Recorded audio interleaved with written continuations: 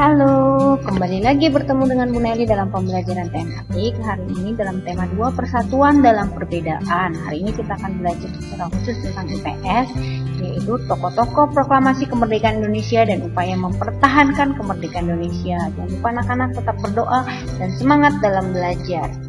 Kita mulai yang pertama, yaitu tentang tokoh-tokoh proklamasi kemerdekaan Indonesia. Insinyur Soekarno. Insinyur Soekarno lahir di Blitar, Jawa Timur 6 Juni 1901 dan meninggal di Jakarta 21 Juni 1970. Peranan dalam proklamasi yaitu menyusun konsep teks proklamasi di rumah Laksamana Tadesi Maeda bersama Bung Hatta dan Ahmad Subarjo. Beliau juga menandatangani teks proklamasi atas nama bangsa Indonesia bersama Bung Hatta serta membacakan teks proklamasi di kediamannya di Jalan Pegangsaan Timur nomor 56 Jakarta. Tokoh yang kedua yaitu Bung Hatta atau Dr. Andus Muhammad Hatta, lahir di Bukit Tinggi, Sumatera Barat 12 Agustus 1902, wafat di Jakarta 14 Maret 1980 pada usia 77 tahun. Peranannya adalah menyusun teks proklamasi bersama Bung Karno dan Ahmad Subarjo. Beliau juga menandatangani teks proklamasi atas nama bangsa Indonesia bersama Bung Karno. Muhammad Hatta adalah wakil presiden Indonesia yang pertama dan sebagai Bapak Koperasi Indonesia. Tokoh yang ketiga adalah Ahmad Subarjo. Ahmad Subarjo lahir di Karawang, Jawa Barat 23 Maret 1896. Wafat 15 Desember 1978 pada umur 82 tahun. Beliau adalah Menteri Luar Negeri Indonesia yang pertama. Merupakan tokoh dari golongan tua yang berperan dalam mempersiapkan proklamasi kemerdekaan Indonesia dan ikut menyusun konsep tersebut di rumah Laksamana Tadesi Maeda bersama Bung Karno dan Bung Hatta. Tokoh yang keempat yaitu Laksamana Tadesi Maeda, yaitu seorang perwira tinggi Angkatan Laut Kekaisaran Jepang. Beliau membantu persiapan proklamasi dengan mempersilahkan rumahnya digunakan untuk kegiatan tersebut. Sukarni Kartodiwirjo, lahir di Blitar, Jawa Timur 14 Juli 1916. Beliau merupakan wafat di Jakarta 7 Mei 1971 pada usia 54 tahun, merupakan salah satu pemuda dan pejuang yang gigih melawan penjajah. Beliau juga mengusulkan agar yang menandatangani teks proklamasi adalah Bung Karno dan Bung Hatta atas nama bangsa Indonesia. Tokoh berikutnya yang keenam yaitu Fatmawati atau yang nama aslinya adalah Fatimah. Fatimah lahir di Bengkulu pada tahun 1923 dan meninggal di Jakarta pada tahun 1980, kemudian dimakamkan di Makam Pahlawan Kalibata, Jakarta. Beliau adalah penjahit bendera pusaka Sang Saka Merah Putih yang dikibarkan pada upacara proklamasi kemerdekaan Indonesia di Jalan Pegangsaan Timur nomor 56 Jakarta. Tokoh berikutnya adalah Sayuti Melik. Sayuti Melik merupakan pengetik teks proklamasi. Beliau adalah tokoh muda yang berperan dalam penyusunan proklamasi tersebut karena yang mengetik dan menyempurnakan tulisan tangan Bung Karno. B.M. Dia adalah tokoh muda yang mengambil naskah asli dari tong sampah dan disimpannya. Dia menilai bahwa teks tersebut memiliki sejarah tinggi. Naskah asli yang disimpan oleh B.M. Dia selama 46 tahun, 9 bulan, 19 hari, kemudian dikembalikan kepada bangsa Indonesia. Dia membawa naskah asli proklamasi kemerdekaan RI pada hari Selasa 19 Mei 1992 pukul 10.30 dan menyerahkannya kepada Presiden Soeharto. Naskah itu kemudian disimpan oleh Arsip Nasional atas anjuran Soeharto. Keputusan B.M. Dia untuk menyimpan naskah asli sangat tepat. Seluruh bangsa Indonesia sampai sekarang dapat menikmati naskah asli tersebut. Upaya-upaya mempertahankan kemerdekaan Indonesia. Setelah Indonesia merdeka, ternyata tidak bebas begitu saja. Banyak tantangan yang dihadapi karena kembalinya sekutu untuk membebaskan tawanan ke Indonesia. Apa saja yang dilakukan oleh pejuang bangsa Indonesia? Mari kita saksikan. Yang pertama, itu pertempuran di Ambarawa.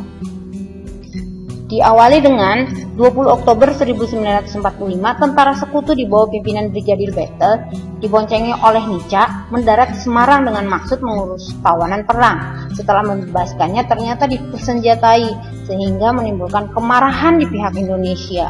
Insiden ini berhenti setelah Soekarno dan Brigadir Battle membuat perundingan. Namun, tanggal 26 Oktober 1945 di Kota Magelang terjadi pertempuran antara PKR dengan pihak sekutu yang mengingkari janji. Dan puncaknya tanggal 12 Desember 1945 pertempuran berkobar di Ambarawa. Kolonel Sudirman langsung memimpin pasukannya menggunakan taktik gerang supit kurang atau pengepungan rangkap dari kedua sisi sehingga musuh benar-benar terkurung. Setelah bertempur 4 hari, 15 Desember 1945 pertempuran berakhir dan 15 Desember diperingati sebagai Hari TNI Angkatan Darat. Dan momen ini diabadikan di Monumen Palagan Ambarawa. Yang kedua, pertempuran Medan Area. Terjadi di Medan 13 Oktober 1945 sampai 1947. Perang antara Indonesia dengan sekutu yang dimulai dengan pimpinan tentara sekutu di bawah Ted Kelly kembali ke Indonesia untuk mengambil pemerintahan. 13 Oktober 1945, seorang penghuni hotel merampas dan menginjak lencana merah putih yang dipakai oleh seorang pemuda Indonesia, sehingga hal ini menyebabkan kemarahan para pemuda. Dan 13 Oktober 1945, barisan pemuda dan PKR bertempur melawan Nica. Agresi militer Belanda 1 terjadi pada tanggal 21 Juli sampai 5 Agustus 1947 dengan lokasi Jawa dan Sumatera. Tujuan utama agresi militer Belanda adalah merebut daerah-daerah perkebunan yang kaya dan daerah yang memiliki sumber daya alam, terutama minyak.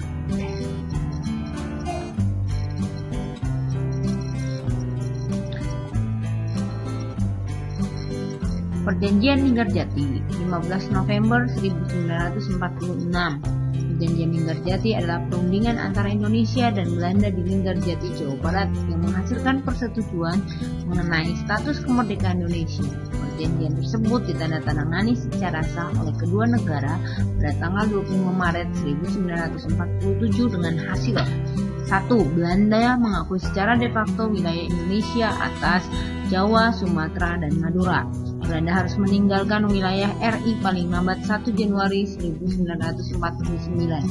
Pihak Belanda dan Indonesia sepakat membentuk negara Republik Serikat Indonesia Serikat atau RIS. Dalam RIS, Indonesia harus bergabung dalam Commonwealth.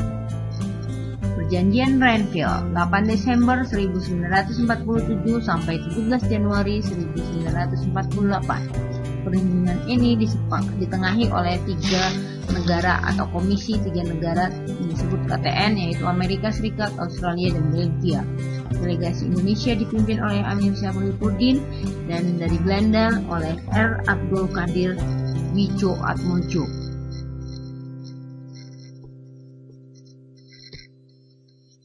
Perjanjian ini ditandatangani di kapal perang Amerika Serikat USS Renville yang berlabuh di pelabuhan Tanjung Priok, Jakarta. Hasil perundingannya, pertama Belanda hanya mengakui wilayah Jawa Tengah, Yogyakarta, Sumatera, dan sebagian wilayah Republik Indonesia. Disetujuinya sebuah garis yang memisahkan wilayah Indonesia dan kependudukan Belanda. TNI harus mundur dan ditarik dari wilayah kekuasaan Belanda. Agresi militer 2 atau Operasi Gagak terjadi pada tanggal 19 Desember 1948 yang diawali dengan serangan terhadap Yogyakarta, ibu kota Indonesia saat itu, serta penangkapan Soekarno, Muhammad Hatta, dan Sahrir dan beberapa tokoh lainnya.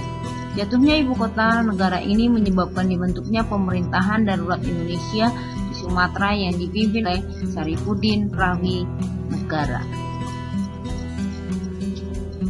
Perjanjian Rumroyen 1949 dan ditandatangani pada tanggal 7 Mei 1949 di Hotel Den Indes di Jakarta.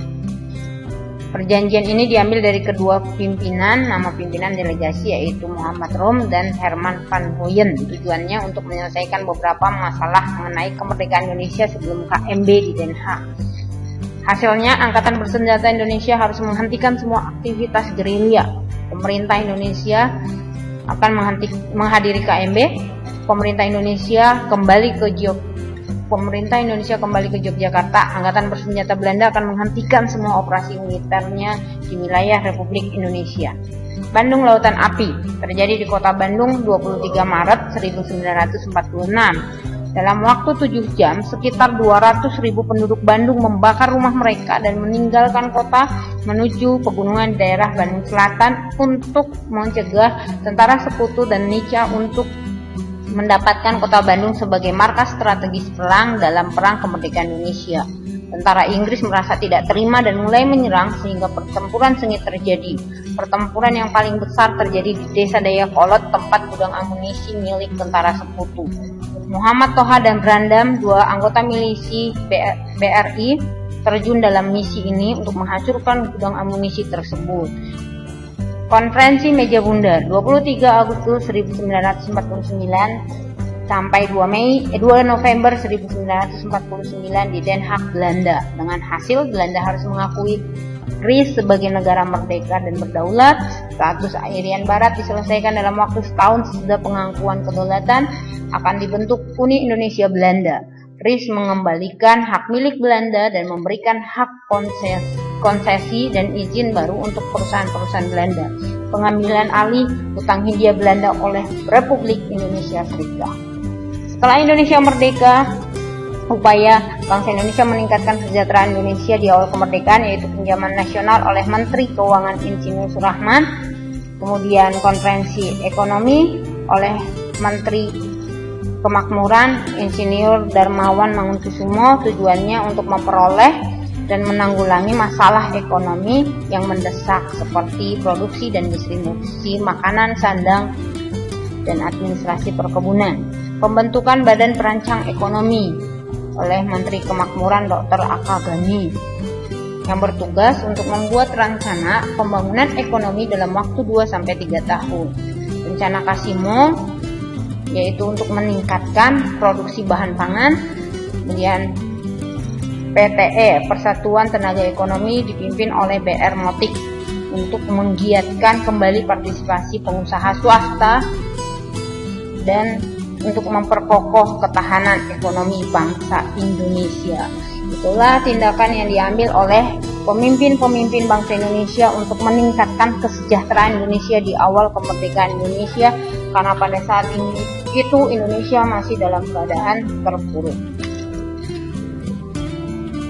Pembelajaran kita untuk hari ini, terima kasih untuk anak-anak yang sudah mengikutinya dengan baik. Semoga sejarah yang sudah kita pelajari itu menjadi hal yang penting bagi kita untuk tetap cinta bangsa Indonesia, mempertahankan persatuan dan kesatuan.